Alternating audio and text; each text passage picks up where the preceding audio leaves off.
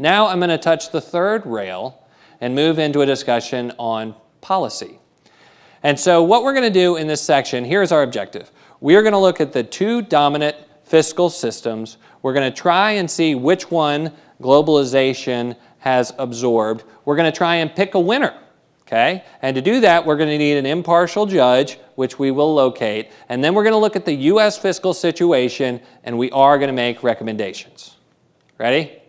Now, I know this is a contentious topic. I want you all in your best behavior. We do not need a town hall in here. We screened politicians. I'm not sure. I saw Policiati. Who else do we have that might be politically charged in here? Anyway, so my biases are not on display here. I'm pretty centrist, really probably mostly libertarian. I will tell you that I'm attacking this from an analytical framework and not to brainwash you prior to the midterm elections. All right, so let's look at our first fiscal policy playbook, which is the Demand Side Playbook. All right, here's the mission of the Demand Side Playbook. It's to actively manage aggregate demand within an economy. The way you do that, well, it advocates anti-cyclical use of the government budget. Point of history, this is a John Maynard Keynes style thought process. Although many think that Keynes was pro-deficit, he was not. His point was use the government to be anti-cyclical. And so when the economy's up, shrink the government. When it's down, grow the government, be anti-cyclical. The problem is the government just always spends more. But that was not Keynes' fault. So use the tax code to influence desired behaviors. Pursue the size of government necessary. For every dollar that you spend of the government's money, it's going to create a multiplier effect and end up being more than that in the government sector, in the private sector, which is magic. Fiscal policy is necessary to activate monetary policy. I believe that's why the government on the fiscal side was so determined to get a big fiscal package out there, was because they thought they needed that to activate the monetary stimulus. And that inflation and unemployment over time are inversely related. So this is the Demand Side Playbook, and the magic is that by managing aggregate demand through tax and spend policies, the government can smooth the economic cycle and promote desired outcomes. Okay? So let's go back to history and look and see how demand-side policies have played out over time. And so the most prolific legislator that I could come up with was LBJ, who had his Great Society. And he came up with a lot of bills. He increased Social Security, he increased the minimum wage, he added Medicare and Medicaid to the system. He spent a lot of money on higher education, elementary education. He had his war on poverty, if you remember, that created the Jobs Corps, the VISTA. In fact, if you can think of a government program that was probably started under LBJ. All in all, between 1965 and 1968, Congress passed 207 bills. Pretty active. Poverty did drop. The war on poverty was successful. Poverty dropped from 21% in 1962 to 11% in 1973. But all of this was expensive. And so here's a chart of federal spending relative to GDP going back to 1960.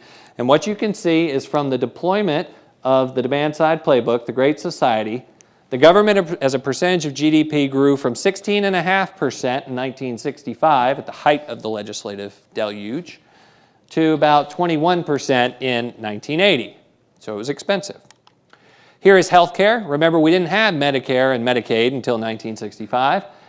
Healthcare was 1% of GDP going into that moment, and by the end of the 70s, it was representing about 3% of GDP. In terms of total pension spending, Social Security, etc., 1965, less than 0.5% of GDP. By 1980, we were over 3% of GDP.